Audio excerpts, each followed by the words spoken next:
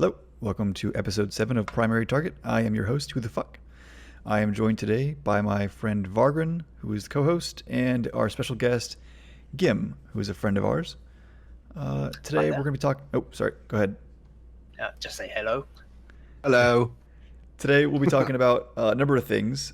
Gim is sort of different from the rest of our guests. He is a solo player in EVE Online, has a very unique perspective that we want to get. So we're talking about what's Gim's background in the game, what is the normal day of play for him in EVE Online, and several other things that are kind of loosely strung together. But I think it's gonna be a good episode, and thank you for tuning in. So let's start off with sort of introducing you, Gim. Tell us about your background in EVE Online and what you do. Okay, sure. As Who has said, I'm a solo corp owner. I play almost exclusively on my own. But with EVE, I was looking for a long time, since about the 80s when Elite came along, because what a great game Elite was. Wanted a space game. And I know, Varg, you liked Privateer as well a lot, I think. Yep, massive fan of it. And was it Freelancer and all those ones? Just absolutely. Those are the kind of real defining games of my early computer gaming years.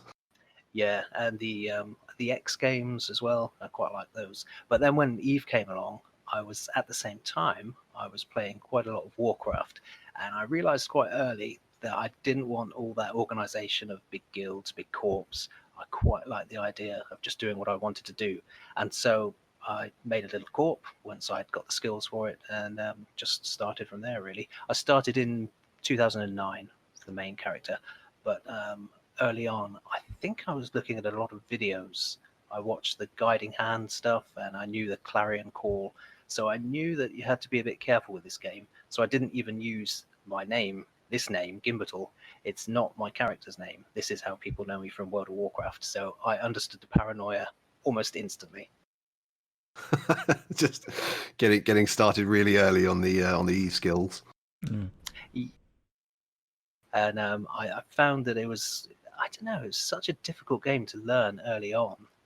The tutorials were nothing like they are now. So you just had to go out and, I don't know, go out and do it, really, see what happens. And I really enjoyed that. Okay. So what's a normal day like for you in this game? Because me and Varg have backgrounds of being in the social aspect of this game where it's you're in a group of players, you have a goal within that group and a goal for your own self. You have this mission or these rotating sort of objectives that you're trying to accomplish. You don't have that. You have a very different sort of play style, and I'm curious to know what that's like. Yeah, I would say I'm motivated by the number one. I want to plex my account. I've given CCP a lot of money over the years, so trying to plex as often as possible is a big aim. So I try, I think, to make maybe 100 million ISK a day, something like that. If it averages out better than that, that's fine. And my long-term goal, I think what I want is to get an Alliance tournament ship and just take it out and have someone blow me up. That's an excellent goal. Yeah, that's great. So I'm quite a few trillion ISK short of that, I think, at the moment.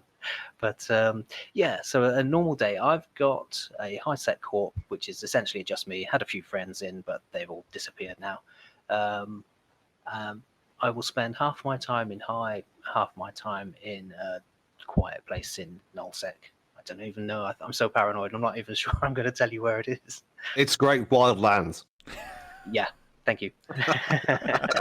It's fine. No one goes there anyway. It's the quietest region of nullsec that I think I've ever been in my entire life in the game.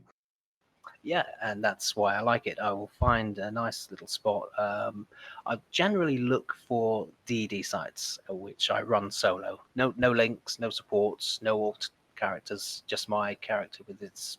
I do take occasional breaks, but it's got 120 million skill points, so I'm not sure where that stands on the scale compared to you guys.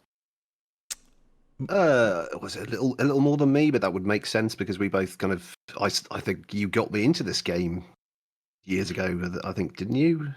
I seem to recall that's how it started.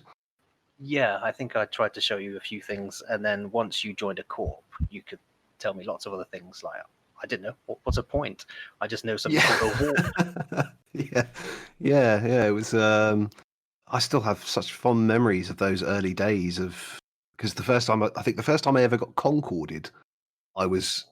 It was with you, and we were in some high sec mission, and some guy had come in and nicked your loot or something, and you had shot him, and so you were fighting, and I was like, "Oh, I'll shoot him too," and then it immediately got concorded in my maelstrom or whatever it was, and had no idea what had happened. That was that's quite the eye opener. I think it's so fast, isn't it? When you get hit by Concord for the first time, you don't know what's going on. You haven't got a clue. No clue.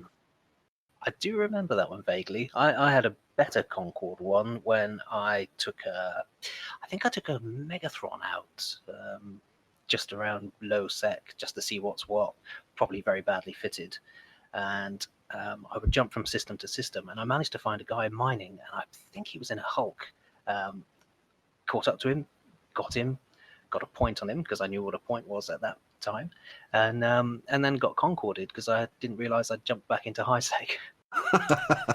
Even now, Gim, like the other day, I'm sure many people that listen to this will laugh about this, that know about this. I jumped out of our wormhole chain. I made a few jumps into low sec. I jumped another system, saw an Orca on scan and a Procure in an Anom, warped to it, pinged for bombers, and once I linked the system, everyone was like, "That's high sec who?" Oh, right. I missed that part that I jumped out of low sec into high sec. Whoops. I mean, at least you didn't point him, but you know, it's true. Yeah. Okay, so those things that you did and you've said there, you pinged for bombers. That's totally outside my scope. I would not, I would not even think that that's something to do. It is strange how different our worlds are in the same game.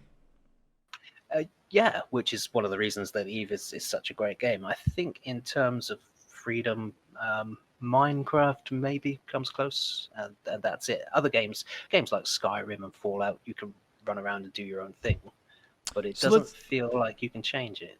Let me ask you something. So Vargas told me several times that the reason that he enjoys Eve is that Eve is a PvP game that does that very well. And the reason he enjoys World of Warcraft is because Warcraft is a PvE game that does that very well. How do you feel about the contrast between those two? Like, you seem to do an awful lot of PvE activities in Eve, so I'm curious to know what you think about sort of that. I could also tell you that he PvPs a lot in World of Warcraft, so it's the other end of the scale, definitely. Yeah, I don't believe that Eve covers the PvE as well. But the main reason I do the PvE is to make the money for the silly stuff I like to do in PvP. I think generally most games, you look at the risk and the reward, and if the risk is high and the reward is high, then it's going to be a lot of fun. If the risk is low and the reward is high, nice enough to do, but it's not that much fun. And if the risk is super high for no reward, I don't particularly enjoy that. I like to get something out of it. Like when you guys have your big fleet fights, I would want to loot as much as I can.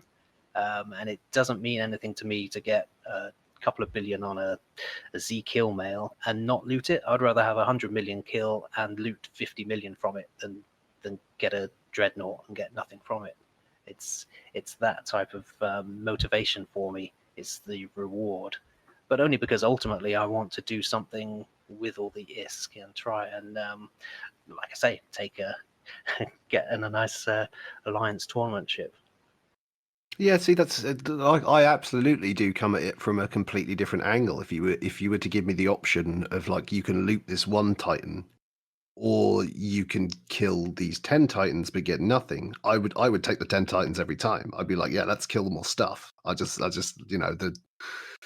the point of it is the kills. It's getting in there. It's like seeing the big ships explode. And it is the loot always kind of it was always quite secondary to me, and like earning money in EVE Online has always felt quite secondary to me. It's just a way, it's the function by which I get more maledictions or whatever. And I essentially measure my wallet in terms of how many maledictions can this buy me. I was gonna say that like where many players have a goal to like save up money to buy like let's say a super or a Titan or in your case like an AT ship. I've heard Vargren on several occasions talk about like, well, I can afford so many maledictions with that ISK. Why would I do that? And he enjoys just the. It's not so much like the hull. It's just to what he can do with that and the amount of kills he can get with that very cheaply, versus like having the big shiny thing, and getting maybe like the one kill or being able to like Titan Rat or something like that and make more ISK. It's just like, and Yeah, I appreciate that sentiment. I guess a lot of it is down to the philosophy of why you even play a game, which is a multiplayer game. Is it so that you can stand above everyone and say, look what I did, I managed to do this? Is it just because it's a fun diversion? I think it's a bigger question, isn't it, about why do we play games? It's Yeah, human psyche is very, very much kind of key to a lot of this. It's like where does that dopamine rush come for you? Is it that, killing that expensive spaceship? Is it, scanning this guy down? Is it leading a big fleet? Is it like getting out of nullsec solo with some incredibly expensive loot? It's there are so many fantastic ways to come at it with EVE Online, which is why I think it appeals to all of us so much. Yeah, with that aspect, I do enjoy the PvP. I think if you look at my character Zekiel, you won't get the full story because I've not put my API or whatever you needed to put onto it, because I don't want people finding out I don't know, my horrible PvE deaths. Oh yeah, of course, because it won't. I guess it won't track any deaths that come from just you being blown up when there's no one else around, will it? Okay. Which is No, there also are. like an I was alien going to thing say, to most of us. Like, imagine just not measuring anyone's Z kill. Imagine just not looking at that at all. That's a very Yeah. It's certainly unusual from the alien big concept. alliance It feels nullsec like to block. me. Yeah. Yeah, absolutely. yeah, it's just something. I think maybe I would possibly go for a huge kill. If I found a gold magnet, I would probably go and shoot the gold magnet and be disappointed that it wasn't on Z-Kill. Although if a pilot in a gold magnet isn't on Z-Kill, that would be, Yes, that'd be quite surprising. I'm pretty sure that'll be on the front page. Fingers crossed it happens for you one day. But I would say that I do get a big kick out of PvP, and I get it from my solo way of doing it. If I can take on more than one guy, I have a great time. I had a nice Proteus kill, but when I look at it, it was 3 years ago now, where I think an Inti and a Saber and a Drake all went after me, and I managed to get all of them. And that type of thing is that's the one that really kicks the adrenaline in. I really enjoy that, but you have to earn the money before you can risk a shiny Proteus, I guess.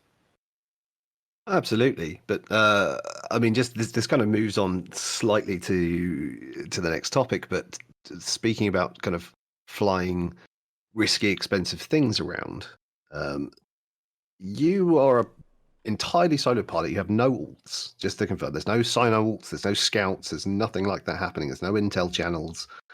It's just you and what you can see on your one screen of Eve, which again is quite an alien concept to a lot of Eve players. Like the idea of operating with no intel and no scouting at all, and doing crazy things in nullsec with quite expensive ships is a very unusual idea. Yeah, And I also know that you can fly, and you do fly, Black Ops battleships and capital ships. yes, not only that, for some reason, I've trained my Black Ops to 5 as well. Actually, I do know the reason. I would look at a ship and I thought, this looks interesting. This Panther, you can put a cloak on it and it can make it go faster. So I thought, what I'll try and do is come up with a little scheme where something like that might work. So my plan, which I've tried a few times and hasn't worked yet, is to do an anomaly, halfway through it, cloak up, and drop some shiny loot in one of the wrecks or in a cargo container, and then just sit there and wait for someone to come along in high sec and make themselves a suspect by nicking this thing, and I will try and blow them up. That's because there were very few Panther high-sec kills, so I thought I'll try and do that and see what happens. Marvelous.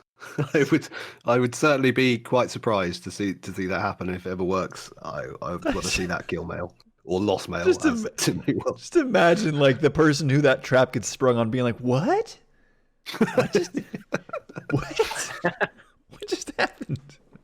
But that's the sort of thing that motivates me. I like coming up with these different ideas. I really don't like following the norm and following the meme and saying this is how you take a healer to the abyss. I take vagabonds and stabbers. So I try not to do the same thing as everyone else, and then I'll die and realize, okay, so the healer is a really good ship for this.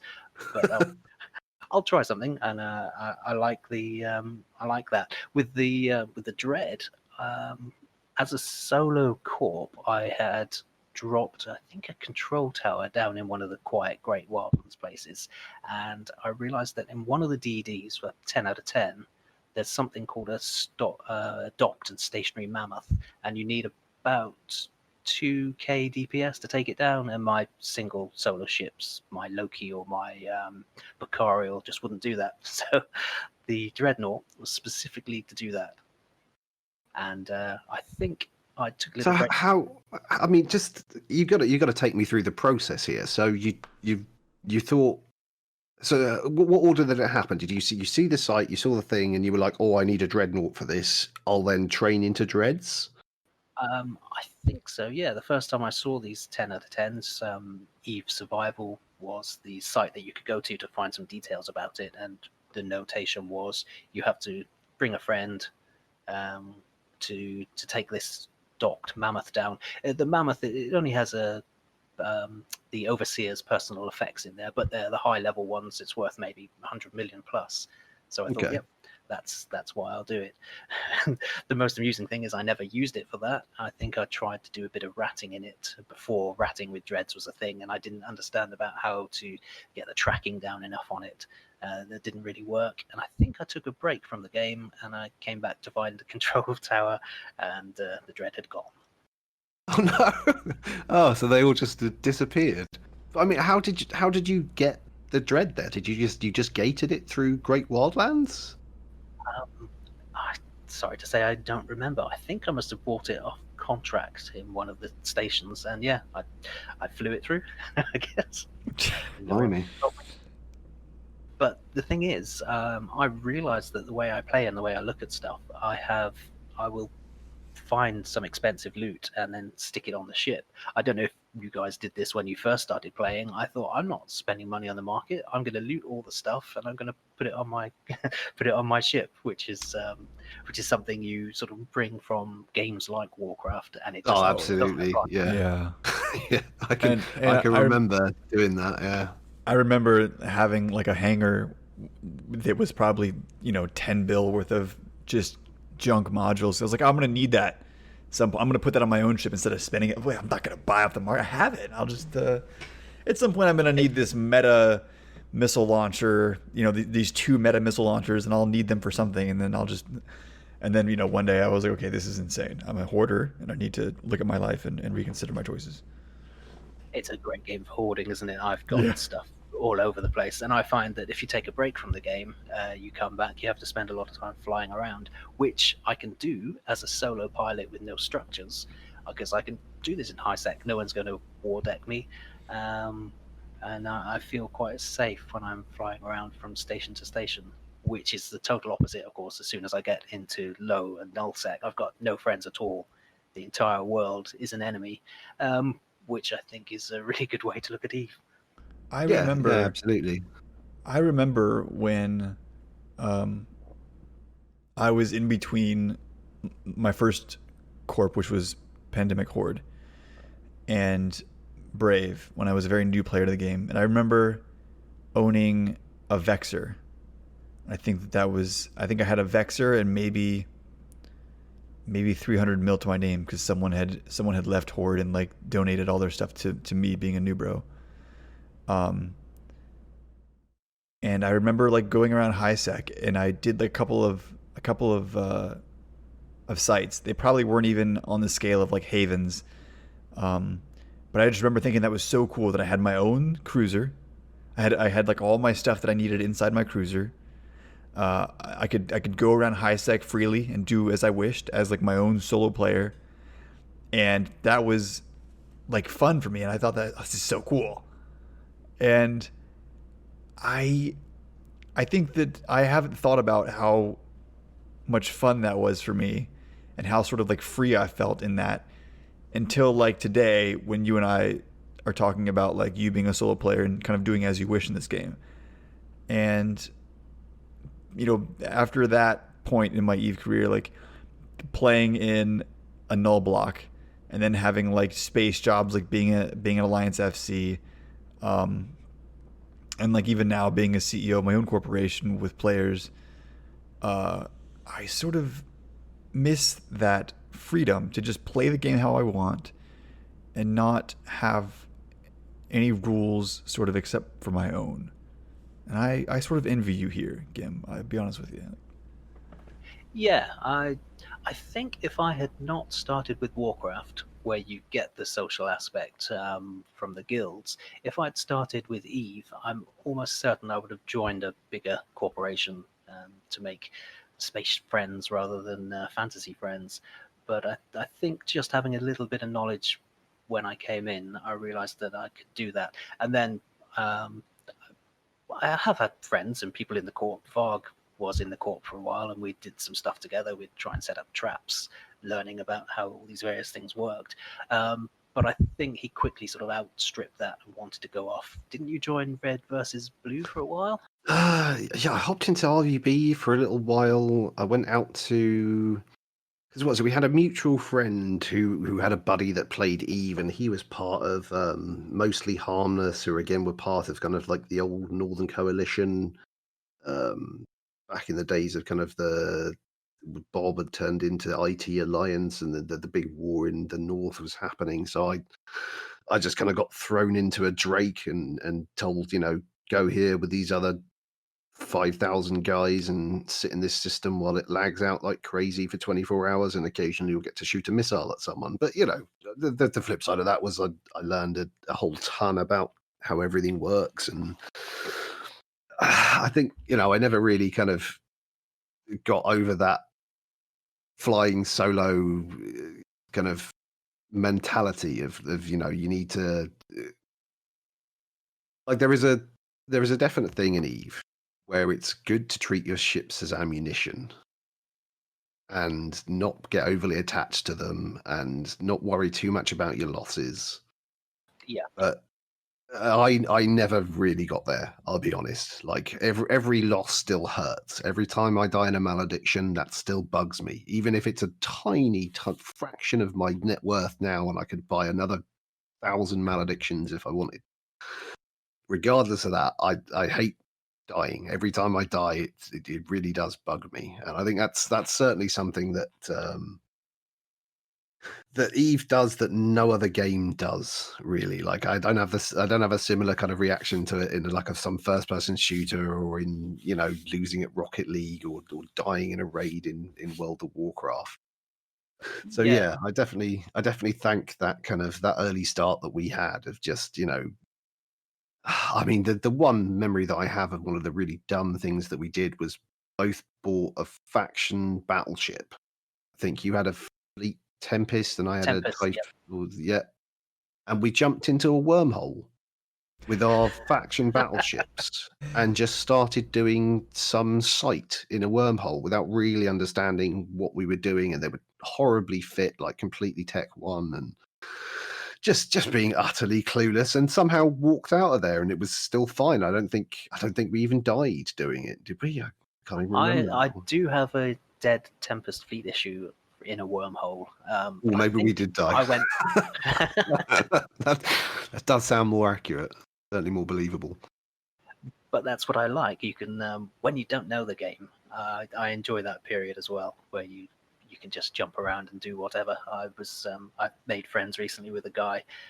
Actually, the character is a female avatar, and we haven't even talked about whether it's male or female. So I'm going to call him her now.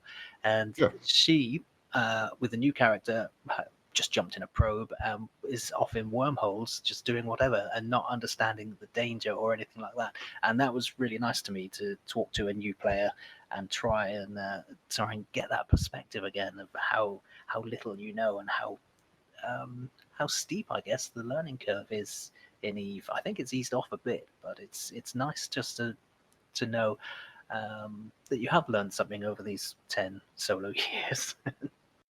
Well, that's Oh, something we don't talk absolutely. about often either, is that the learning curve is as steep as you sort of want it to be sometimes.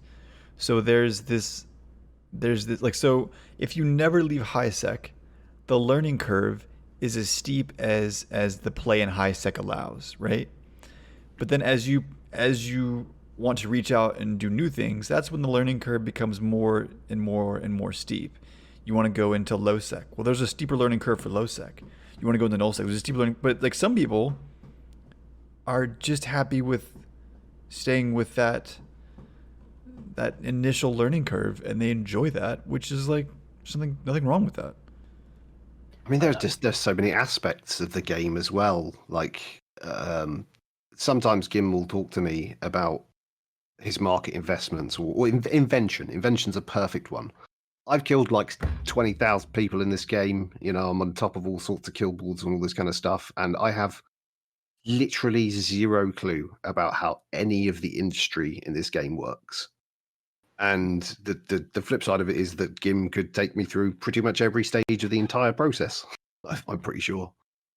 Yeah, it's something I got into a little more recently. It was the invention and research, just the whole manufacturing side of things. I do draw the line at mining, I think. I don't mind doing a bit of mining while I'm checking the markets, or maybe if I'm just a little bit AFK. But that's one mindset I've never managed to get into, although I think I will start training towards an Orca because it's just something I haven't flown. And another little ambition is to have as many different ship types as I can.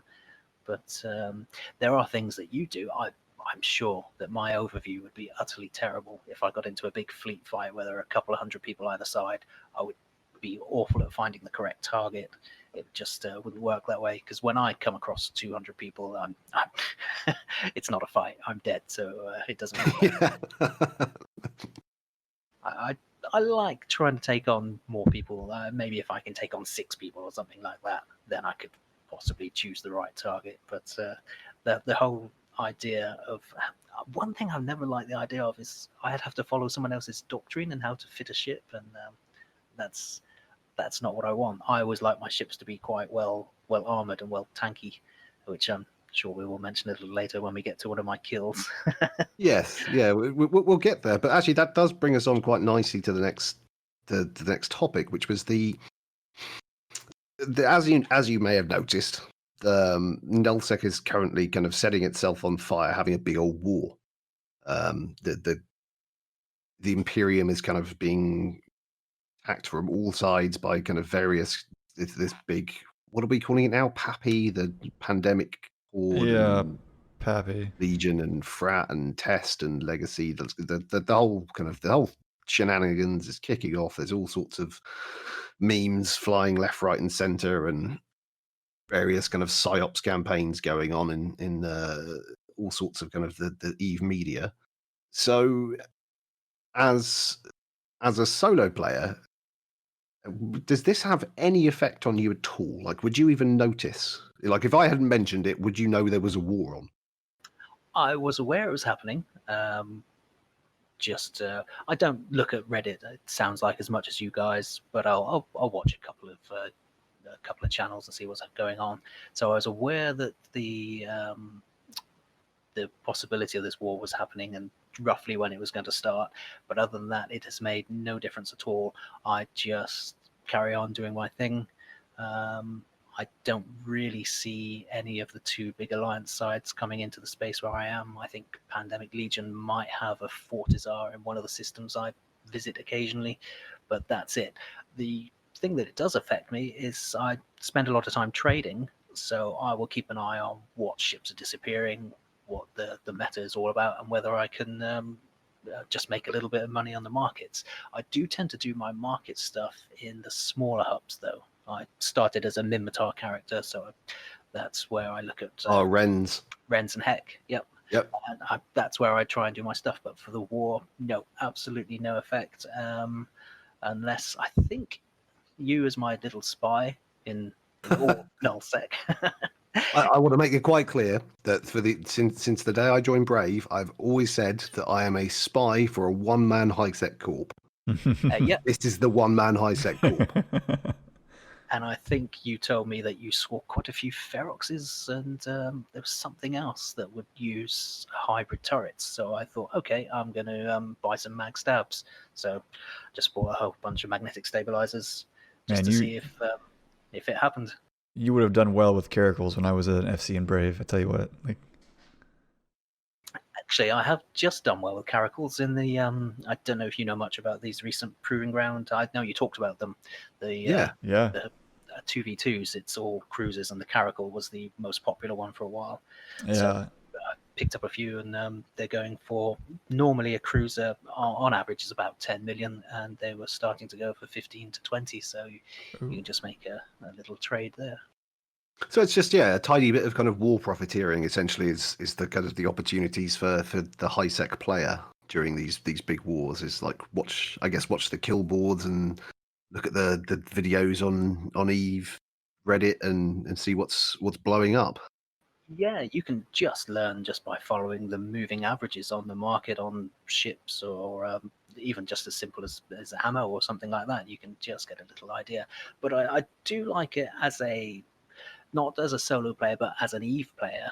I like the fact that there is a war. We need the conflict. You can't just have a PvE game. That's just not. It's just not going to work. Inflation would be everywhere, and the game would. I don't know if it would die as much. People are always saying every single year I've played, someone is saying Eve is dead. Yeah, he's been dying since 2003, I think. Yeah. But the numbers still look okay. I think it used to peak. The absolute peak that I can recall was maybe 50,000 people might be on a weekend, and that's down in the 30s now. But it still seems reasonable, and as long as CCP keep making enough money, then I'm quite happy to keep playing their game in in whatever form works for me.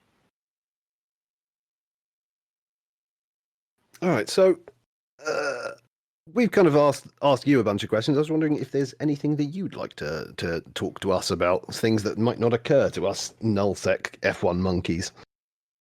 There are many things, but I did want All right, well, narrow it down if you can. I did want to talk about stuff like trading, because I think a couple of times it was mentioned about the resource drought in some of your previous casts, and you really didn't seem to have much idea about it. So is that the case? You No don't clue. No. Yeah, we had no idea. I think that was Jinx. clue. Jinx was like, what do you guys think about the drought? And we were like, what are you talking about? I got plenty of water. Like, what? I think, as far as I can tell, this is something that I've never done, is moon mining. I think at one point Vargrin said he started doing it and made some good money from it. But the idea is that It was tough to stay conscious, I'll be honest. Oh, is it boring? Okay. No, it's not for me. Not for me.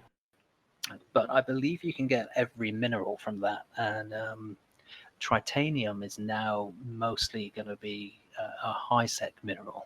So the idea is just to try and get a bit of movement between high and null, which I think is quite nice. If you have to start transporting stuff, if you need to make different agreements with people, that's great. But there are some other changes in the market which I know you don't know about, which would be the change to the broker fees, and you can't do the 0.1 ISK changes anymore. The actual thing that happened was maybe start of the year, I think it was. I used to trade a lot. I could start the day off doing half an hour of changing my orders, just outbidding the next guy by 0.1, and that always struck me. It was super cheap to do that. It only cost you about 100 ISK as a fee, but now the fees have changed to a percentage of the change, and there's a set fee as well. So if you do that, and the bots that do that, they will get just completely wiped out by having to make that many changes and getting charged that much in the last. Okay. All right. So what you kind of put your thing on now, I guess, and just set what you think is a fair price and wait. Is it kind of more of a patience game? Yeah. By the time you've made a couple of changes, the fees become a bit prohibitive, which that's fair enough. That it hits everyone the same way. If I look at my character, I've spent in the last month, I've spent over 150 million on brokers' fees. So it's that sort of level, and that would be on trades worth between like 5 and 10 billion, I guess. So that's the sort of percentage you're looking at. And there was another change made to the player-owned towers, structures, like the Tranquility Tower. Yeah. The change is that 1% is now the minimum fee that you can charge, and 0.5 of that disappears to CCP as charges, and 0.5 of that will go to the owner. So you can't have, there's not that much difference. There's still a difference between trading in an NPC station and trading in a Tranquility or somewhere like that. So those are sort of changes that I guess you guys as non-marketeers don't really care about. Yeah. I mean, it's just one of the many, like it's one of the kind of the 99% of Eve that I don't understand, and I'm very happy to have other people that do understand it deal with it. When You we know, talk, it's like, if you talk about understanding, I'm just sort of quoting these figures from memory. I think they're roughly right, and roughly, but apologies if it's totally wrong. But it's near there. It's near. well, you sounded confident while you were saying it, so I'm going to say it's completely correct. Yeah, sounds right to me. It must be. And so that's one thing that I do. You ask me what my day consists of. Sometimes my day will be half an hour of sitting in a retriever whilst I fiddle around with my my market orders. And I found that as an experienced player, as time goes on, you do realize that's really where the money is. That's how you're going to make it. And I like to look at contracts and try and find a couple of nice ships, maybe something that I can strip and sell that people don't quite realize the value of. And maybe I'll make my 100 million in the day from that, and then I can go and lose something shiny a bit later on. Let's talk just a little bit more about that. Lose something shiny. So, from the perspective of us block players, if we log on and I'm like, oh, I'm in the mood for some PvP, then it'll be all right. Let's check Slack or Discord or whatever you're on. Let's see if there's any pings are out. Let's look at the comms and let's see if there's any channels full of people. And you could be like, oh, that's a fleet. I'll go and join that. Or let's have a look at the intel channels and see where there's a fight going. Or there's kind of any number of ways. As an entirely solo player, like how do you approach that? Like what's your ship choices? What do you find works well for you? Kind of where would you go looking for kind of like a fight you can take on? As for a fight you can take on, you just never know. You can't really tell what's going on. So I'll try and find a quiet space, and I'll fly through low into null. I'll have a look on the map and see where there have been recent kills, see if it looks like there are any gate camps, but without the intel channels. I'm sure there are intel channels that I can join that are just general ones, but I'm not sure if I believe them if they tell me something, because it's always Trust no one. Yeah. So I won't generally take out anything too shiny, but I will on occasion get a nice faction fit one, because I think I'll have a little purpose that maybe I can fulfill. One of these I did just recently. I got a Proteus, which, as we know, should be an armor ship. So I made a shield Proteus, because you can. Oh God! And the idea is that I put as much power on it as I can. With recent changes, I'm sure. Are you aware of the recent changes to Void and other? Yeah. They buffed a lot of the close range ammo, didn't they? Yeah, it got a nice buff, and the Proteus has always been pretty good with hybrids on it anyway. So I got this, I don't know, about 1200 DPS Proteus. It's insane, really. And the idea is that I stick a cloak on it, jump into a wormhole, and try and find someone who's doing something quietly, sneak up on them and shoot them. I don't know if this is a standard thing to do. I think it would be for some players. Oh yes. There's a whole corporation who dedicates their life to doing that playstyle. They're called Wingspan. Oh yes, the Wingspan stuff. Yes, I've seen a couple of their vids. I quite like the way they do that, but I don't do it with a stealth bomber. I do it with this Proteus, and I found a player who was fairly new mining in a procurer, and it worked perfectly. I decloaked, managed to catch him and blew him up. And then I felt so guilty about it afterwards. I just didn't know. I haven't taken it out again. I I get the biggest smile on my face when you said you felt guilty about it. You seem like the kind of person too, Gim. You're so nice. I feel like you're the kind of person who would be like, "Oh, that was mean of me to blow his spaceship up." I did feel bad about that. I haven't sent him any money yet, but I have on occasion sent people money after I've killed them. But I tend to die more often than do the killing. But I think what I try and do is, if I want to kill anyone, I don't like that there's a corp called Ebola, and they've killed me a few times, so they're red to me now. But that's another thing that you get as a solo player. You can decide who's red, who's blue, who are you going to help, who are you going to shoot. They might not know that you've made them blue. But, yeah. But yeah, I can now pick my enemies. So anyone who's shot me before, I'll just try and shoot again. I have one of my shiniest kills done to me in my Macarial recently. It's the Macarial that I made a lot of money from, running 8 out of 10, 10 out of 10s. It's made its money back dozens of times over the value of it. But some guys from Flexed Out managed to catch me in it, and it's not super shiny. It's 2 billion, so it's not too terrible.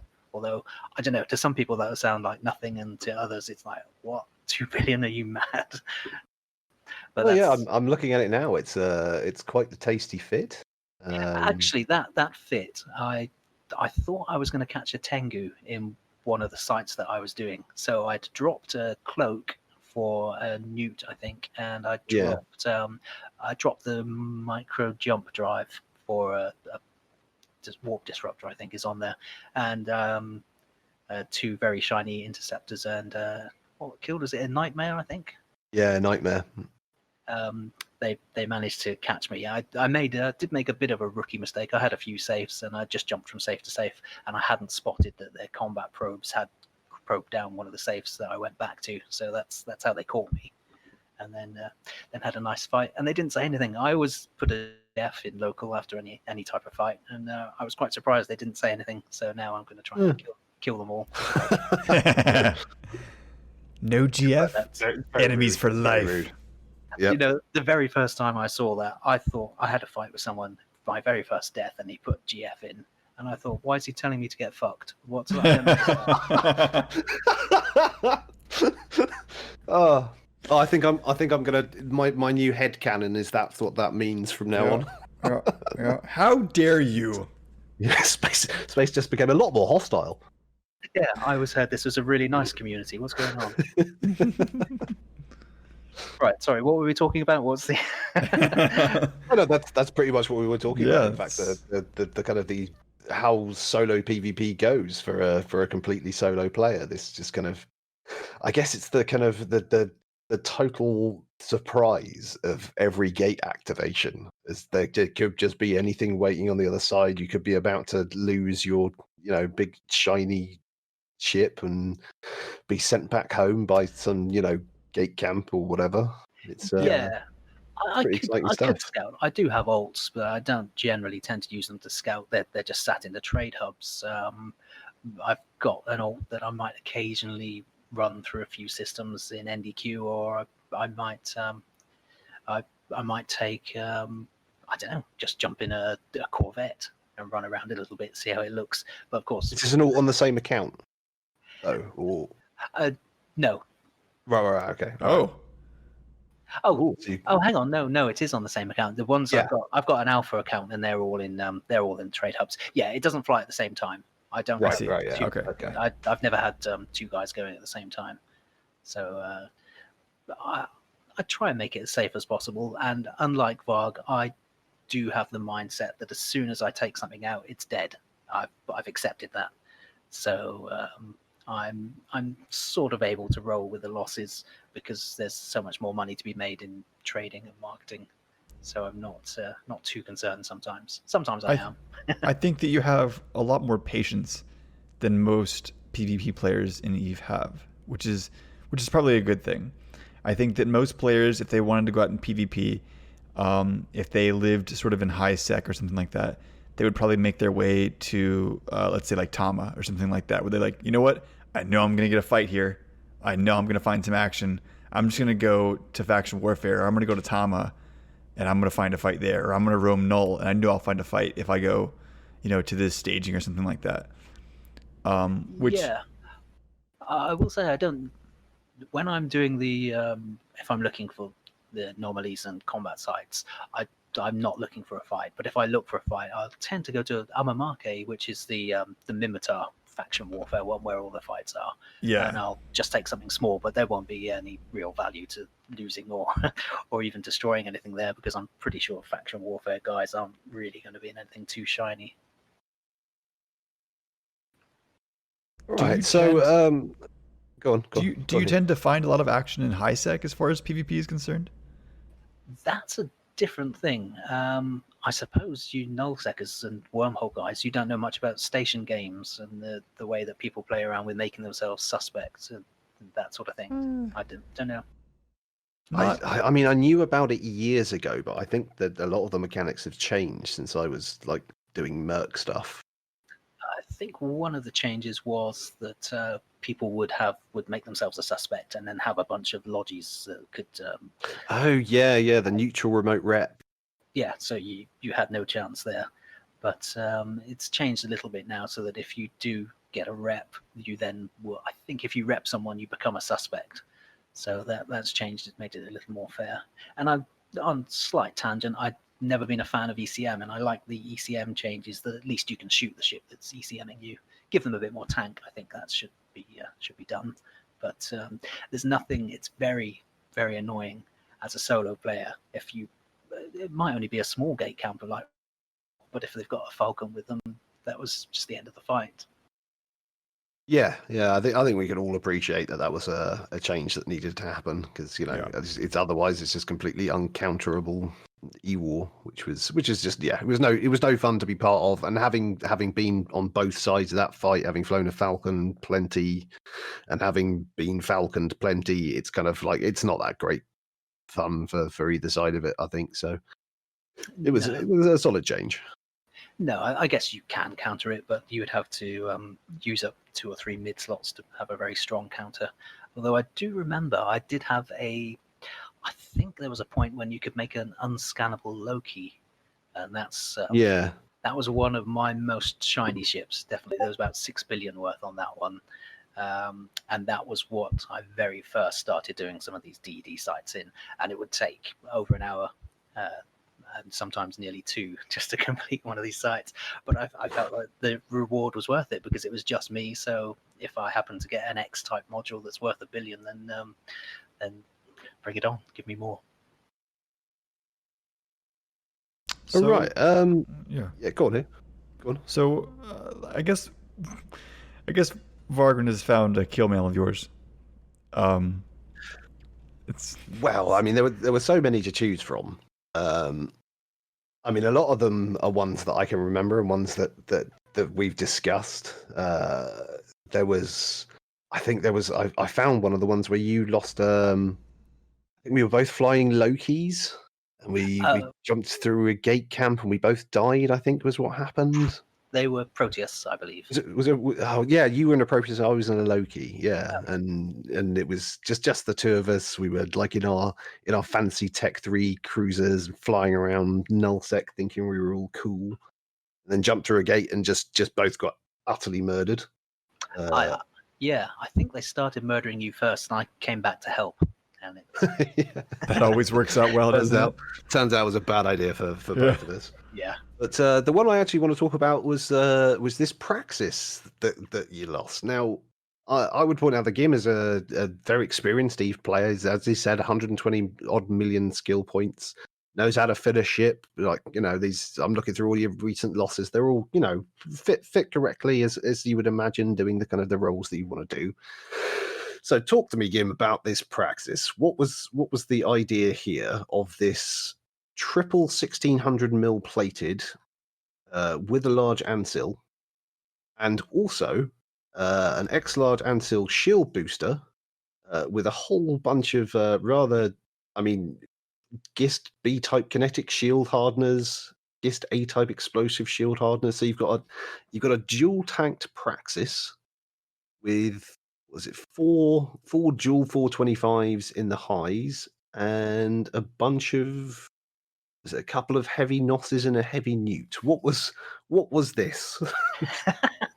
Okay, so the Praxis was going very cheaply because it was one of the giveaways at the time. Yeah. What I had forgotten was it doesn't get any insurance at all. It's like you get 0.1 of an ISK or something stupid for that. I totally forgot that you could take these out and not make any money when they die, because before I've bought ships that are cheaper than their insurance, so I would just take them out and get them blown up and make money on it. And I thought, I'll take it out. I'll go somewhere where I'm likely to get attacked by something. I can't quite remember where it was. I think it was low rather than null. And like I've said before, I really don't like the idea that people tell you this is how a ship should be fitted. So I did fit it with a shield tank, a great big armor buffer, and an armor rep. And I thought, is this thing with all this EHP, is it going to be able to survive and kill stuff? And I think because you found the kill mail, and yeah, that slightly answers the question there. But did it have any success at all? Did you get anywhere? Did you manage to? No, I thought I'll at least fully understand why you don't dual tank these things. But it was, I think, a couple of Brutics with their massive DPS and a few friends, and they even had, I think they had a Logi ship with them. I would have won if it wasn't for that. Maybe. Yeah, absolutely. It's clearly in your favor there. You're not the only one to do this. I've dual tanked a Macariel before and gotten reamed out rather harshly by Vargren. What are you doing? I said I thought it would do well, man. You know, armor and shield tank. He's like, no, you're stupid. Stop doing stupid things. It's a horrible thing to do. So Macariel doesn't deserve that. All right, it's a classy ship. It is a classy bit. I would say that this game, it does teach you the importance of specialization. Just actually, if a ship is strong in this area, make it stronger in this area. Maybe fill in a couple of the holes in their resistances. But other than that, you you fly the ship as it should be flown. Although I will continue to try not to. Well, it's one of these things where it's like I fully am behind that sentiment, and I believe very much in the right ship for the right job, and fitting that ship to accent the things that it's good at. So, you know, if you're flying an interceptor, don't put too much tank on it. You want it to go really, really quickly, because it goes really quickly already, and if you can make it go faster, it will live longer. If you're flying something tanky, don't try to fit it. You know, don't fit your dreadnought for speed. You fit it for tank or whatever it is. But there's also like a really good argument to be made for that complete surprise package, in that, you know, you just don't expect that this, you know, this Logi ship, this, you know, you're flying around, you see a lone scythe, and you're like, oh, I can take him, and suddenly it's like he's pointing you and webbing you, and his drones are out, and he's shooting at you, and you're like, oh my god, what's happening? Actually, that was exactly one of my ideas, was a scythe that would have that. But you've blown it now, so let's not do that. I can tell you that. Thankfully, I'm not the first one to blow that idea, but they definitely do happen. There's quite a lot of pilots out there who are you know, specialists in flying ships that you would not expect. I can think of two people that I know quite well, both of whom fly real surprise package ships, and one of them I think is the DPS exec. Heron. There's a DPS executor as well. Yeah, I've seen what's the little tiny mining frigate? Is it the Prospect? The Venture, Dartilius. Venture. Yeah, the Venture. The Venture is a yeah. It's quite a dangerous little spaceship if it's handled correctly. So, you know, yeah, there's an awful lot to be said for thinking outside the box. Anyway. Yeah. Kim, it's been an absolute pleasure talking to you. I've missed our conversations that we used to have when we played WoW together in Classic, and I'm glad that we got to have you on the show. I'm glad I got to talk to you today. Thank you for being here. Yeah, thanks for having me. It was great. I have many stories and many things that I will continue to get wrong. We'll definitely have you on again if you want to be on again. Yep, sounds cool to me. Thank you guys for listening. I'd like to thank my co-host Vargren and my guest Gimbatul again. Make sure you guys tune in for episode 8. This has been Primary Target. Fly dangerously.